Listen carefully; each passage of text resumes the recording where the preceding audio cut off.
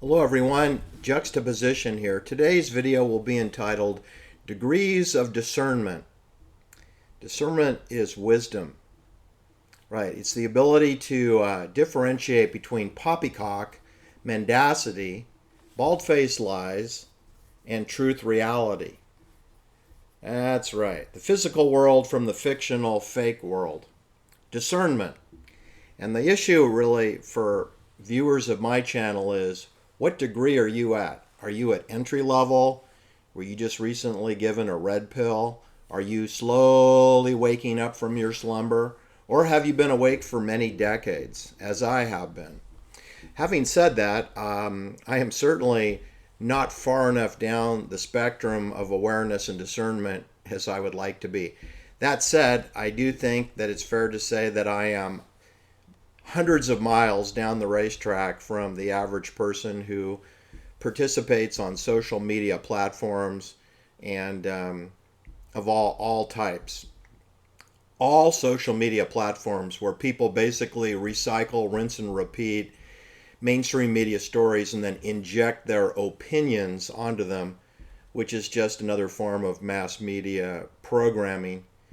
And there is no such thing as social media. There's only social surveillance. In other words, to collect the data of who's interested in what poppycock stories and what opinions, which may deviate from the official narrative. You know that Lee Oswald, acting alone, murdered John Kennedy back on November 22nd, 1963, and that the Spanish really did mine the harbor of the USS Maine in the port of Havana, which was guarded by the United States Marines, and that they stood down while the Spanish planted a mega bomb underneath the USS Maine, killing 266 Navy sailors. Really? Really? You think? Or that 9/11 was a direct energy weaponry system? Not fires, not airplanes, not any of the poppycock cover stories. You know, and again, done in the New York Port Authority secured area, right there, port facility. And that the president of the Black Panthers, Huey Newton, was murdered at the Port of Oakland, again, a port facility, walking distance from the front gate of the containerization yard. That George Sullivan was murdered on August 2nd, 1966 in the San Francisco Port Authority, when I guess he refused to cooperate with allowing Bill Graham, aka Wolf Grajonka from the Bronx, to use the Fillmore Auditorium for promoting the social engineering bands of the day for Columbia Records and Warner Brothers. Anyway, I wanted to repeat those wise words spoken by Erin Valente, age 33, spoken to her mother before she disappeared for 5 days, then reappeared as a dead corpse in the back of an expensive Nissan Murano SUV rent-a-car, parked on Bowes Lane, just a few houses to the south of Diablo Way. That's right, I said Diablo Way. At the corner of Diablo Way and Bowes, you would be 4 houses away from where Erin Valente's dead body was discovered on a Saturday morning after she went missing after she met with a Jewish private banker at 2500 Sand Hill Road who went to Harvard University and had an MBA from Stanford. And she went bye-bye after her appointment let out at 3 p.m. on a Tuesday afternoon, reappearing Saturday morning. Kind of a magic trick, don't you think? But when we live in the Matrix, stuff like that can happen easily. And her words to her mother were, "It's all a game, it's a thought experiment, we're in the Matrix." I'll repeat the words.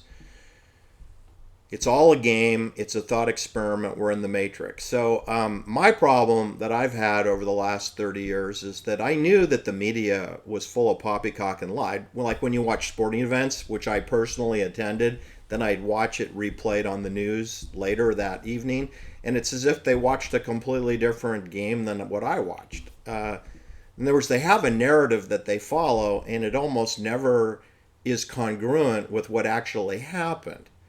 It's more influenced by the corporate the College of Corporation sponsorship or what athletes that they want to promote. Because when it was a no-name athlete who's lesser paid and not used as a spokesperson, they minimize the achievement of the no-name athlete, and then they exaggerate the performance of the corporate spokesperson athlete. I mean, let me give you some examples. Phil Knight, who graduated from Stanford University with an MBA, a Master of Business Administration from the indoctrination center known as Stanford.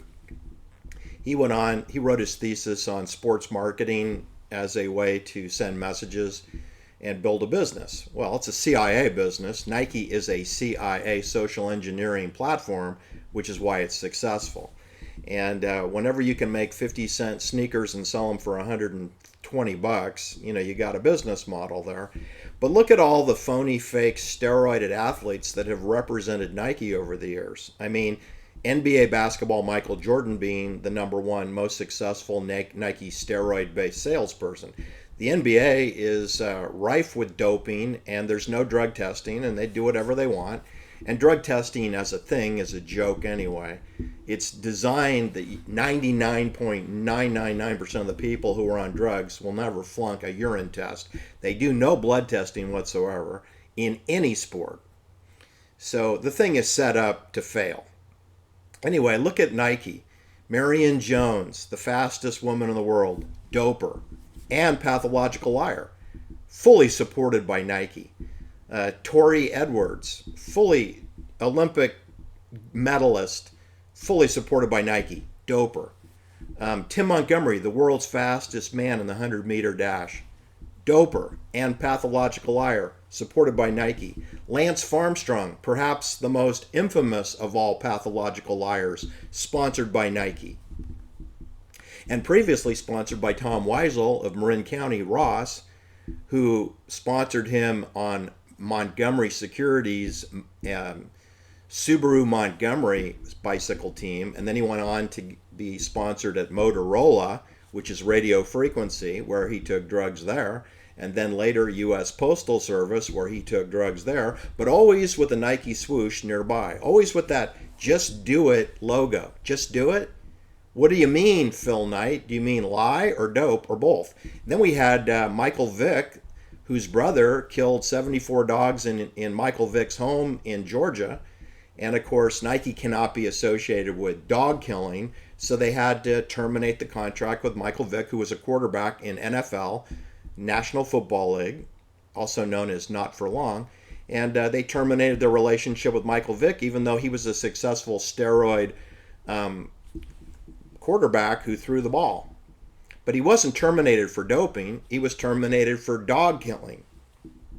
74 dead dogs found on his property where allegedly his brother lived. It's always 3 or 4 degrees of separation. Anyway, my problem has been I've always underestimated the amount of lying and mendacities there are.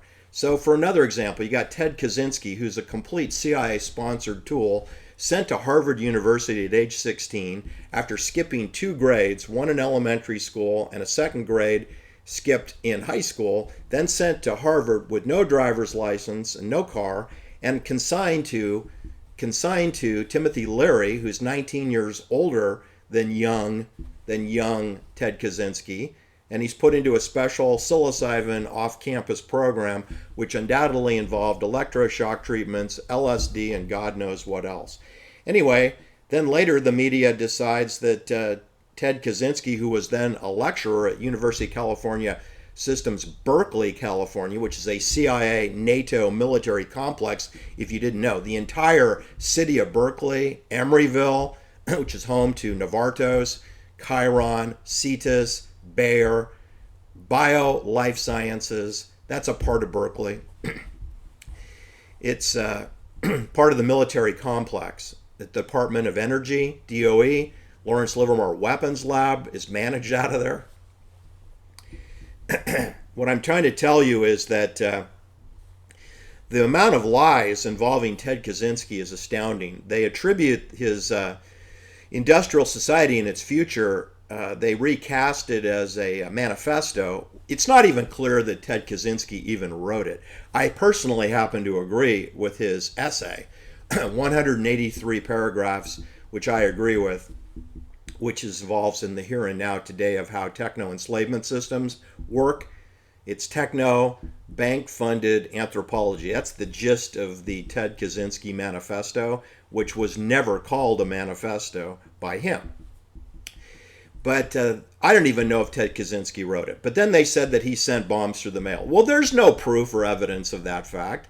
And don't tell me that they found bomb-making materials in his little cabin. He was not doing bomb explosions. This is like the Mad Bomber of New York. There was no evidence that directly tied the Mad Bomber's 33 bombs in the subway system of Brooklyn and New York, the greater New York urban area known as Manhattan.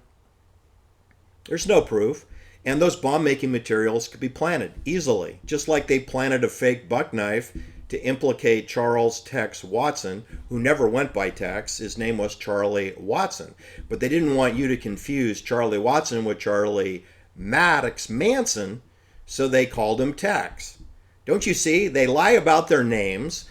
On the birth certificate for Charlie Manson, it reads No Name Maddox. So if you want to call him by his legal name, it's No Name Maddox. And his biological father was a guy named Walker Scott, Colonel Walker Scott. Not a colonel, but he was in the Army, but not a colonel. They lie about everything. They little lies and big lies. And anyway, what kind of galvanized all this finally for me to get further down the racetrack of understanding the mendacities that we are swimming in the swamp of lies, the matrix, what Aaron Valente calls a thought experiment. We're in the matrix. Was that I went to a cocktail party at the Bohemian Club at 724 Taylor Street in San Francisco. I believe this was 1986. And I was personally introduced to George Shultz, who was the Secretary of State at the time, Caspar Weinberger, who was the Secretary of Defense, aka the War Department, Phil Harris, who was a former orchestra leader for the Jack Benny radio show and had his own show, the Phil Harris radio show. It's associated with RKO Radio Pictures, associated with CBS, Columbia Records. It's associated with RCA Victor. So he's associated with New York radio frequency, RCA and CBS. And then I learned through my friend that the material that George Shultz would be reciting for the hijinks evening down in the basement, the windowless basement with the theatrical stage and amphitheater seating, was written by the NBC Tonight Show writers who wrote the Johnny Carson monologues. It was well done, very professional, and there was an orchestra below the stage as well. And I just couldn't, at the time, understand why a comedian, singer, band leader, Phil Harris, would be in the same room as the Secretary of Defense, Caspar Weinberger, who's a Harvard alumni and was born and raised in San Francisco, and George Shultz, who was born in New York, attended Princeton University, and ended up dying on the Stanford campus, kind of like Sam Bankman-Fried's parents live on the Stanford campus in provisional housing, and is a member of the Hoover Institute. And I was wondering, why are all these people in the same room together? Why are the NBC writers here? Why is Phil Harris, a band leader for Jack Benny, a Jewish comedian, why is he here drinking, sipping wine and sipping martinis with the Secretary of State, George Shultz, and Caspar Weinberger, who are, of course, former executives for the Bechtel Corporation, the Bechtel Construction Company, a military contractor? And then it dawned on me, it took well over a decade to figure it out, is that they're all integrated together and that actors are professional liars. That's why Ronald Reagan was such a magnificent president on camera, because he's a professional liar. He's a Screen Actors Guild card-carrying 7 years of presidency of Screen Actors Guild, actually 6.5 years. He did 7 terms. He took over for Elizabeth Montgomery's father, Robert Montgomery, who apparently committed some kind of crime. got aced out and Ronald Reagan took his spot. Anyway, Ronald Reagan was the introduced into acting through United States Army Airborne in San Francisco, where he was assigned to Fort Mason, which is part of the Presidio, CIA military intelligence San Francisco. Ronald Reagan was dispatched to Culver City along with John Wayne, who greeted him there, and there they are doing war propaganda for World War II. That's where Ronald Reagan and John Wayne spent World War II, at Culver City, where Sharon Tate signed her deal with the devil with MGM in the MGM building with Filmways, which is a straw company for CBS and Metro-Goldwyn-Mayer film production. That's where Ronald Reagan spent World War II, doing propaganda films, meaning untrue films about World War II, to portray a psychological portrayal of what isn't happening so that you'll support the war effort. That's what John Wayne was. He's a sissy boy who never ever looked at the business end of an AK-47 in his life. He's a coward. He plays a tough guy on film. And so is Ronald Reagan. Ronald Reagan never faced the working end of an AK-47 either. So he's milquetoast. He's a fake, went on to become the fake governor of California. California has never had an authentic leader, ever. Moonbeam Jerry Brown, Linda Ronstadt, Gavin Newsom, steroid beauty pageant queen victory, Austrian-born Arnold Schwarzenegger, who had Sharon Tate's little sister on his shoulder, topless, in a swimming pool. Arnold Schwarzenegger is associated with the Manson family. Arnold Schwarzenegger implicated in the killing of Sharon Tate because he's carrying Deborah Tate on his shoulders and she's not wearing her bikini top. I can't make this stuff up, people. What I'm telling you is you shouldn't believe a damn thing that you see or read in newspapers, books, or magazines, or film, or television. It's a complete and utter mendacity. There are bits and pieces that might be true, but the vast majority, 98% of it, is false. We don't know if Ted Kaczynski planted any bombs or if the Mad Bomber of New York planted any bombs. We certainly do not know if David Berkowitz murdered anyone in Queens or in the Bronx or near Columbia University. We don't really know that. He's the scapegoat, okay? And perhaps, was he involved in the killings? It looks like it. You know, he lived in Yonkers, and they didn't really utilize the Yonkers Police Department in the conviction of David Berkowitz. By the way, that's not his real name. You know, he's an adopted child. He has a different Jewish name than Berkowitz. He has I believe his mother might have been Italian, but his biological father, I think, was Jewish, and his adopted parents were Jewish. But he's a scapegoat. They didn't have a scapegoat for the Zodiac killings, plural. There were only 5 killings. There were 2 people that were wounded. And in Son of Sam, I mean, only 6 people were killed, and I believe it was 7 people wounded. But you see, it's not very professional, right, when you have such a low kill ratio, under 50%. All right, so what I'm telling you is NATO, when they do a NATO attack, it's every person who's supposed to get killed gets killed, like Sharon Tate, Abigail Folger, Tom Coomer, Jay Sebring, Wojtek Frykowski, Lino LaBianca, Rosemary LaBianca. They were targeted for death, and they were killed. There was no one wounded. They were killed. That's 100% military intelligence professional. Same thing with Dr. Victor Ota. They're not fooling around. 5 out of 5 killed, plus the kitty cat, so that's 6. At Cielo Drive, you got 3 dogs unharmed. You got a pool boy unharmed. They were not targeted.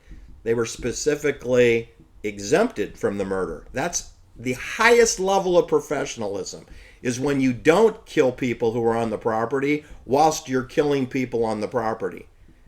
A hippie can't do that. Anyway, the reason that they lie is that people in our society have brains the size of a peanut, and they'll believe anything, especially if you think, you know, you're a pregnant 21-year-old or you're a pregnant 19-year-old, which Linda Kasabian, the taxi driver with a valid California driver's license, she's pregnant and she has a 10-month-old baby daughter named Tanya. and that Susan Atkins has a 10-month-old baby boy, and that she's going to go around stabbing Sharon Tate and Abigail Folger. I mean, you really have to be dumber than a box of hammers to believe that. But people do believe that, because people are dumber than a box of hammers. They're dumber than a box of rocks. That's my talk for today, is that the level of mendacity is so inextricably linked that you really have to let it all go. Just let it all go. Because the idea that Hollywood actors would be at the Sharon Tate and Roman Polanski Friday afternoon cocktail party, known as a reception sponsored by Playboy Enterprises, that they're all actors, or they're MI6 British intelligence officers. But they're mostly BBC actors, with some California actors flown in, like Agnes Moorehead, for example, or Jennifer North as another example. But mostly it's Michael Caine and, who else was there? They got a middleweight boxer. He's there. He doesn't know who Sharon Tate is. Anthony Clooney, I think his name was. No, Anthony something or other. Anyway, what I'm trying to tell you is they're all actors. And the reason why actors are very involved with CIA and British intelligence and KGB operations is actors are liars. They're professional liars. That's why Ronald Reagan was a great president. He's a professional liar. That's what an actor is. They read their script. They read their lines. They nail it. They portray a character whom they're not. Ronald Reagan was not the president of the United States. He was not the governor of California. He was the fake governor. He was the fake president. There is no United States. You can't be the president of the United States because there's no such thing.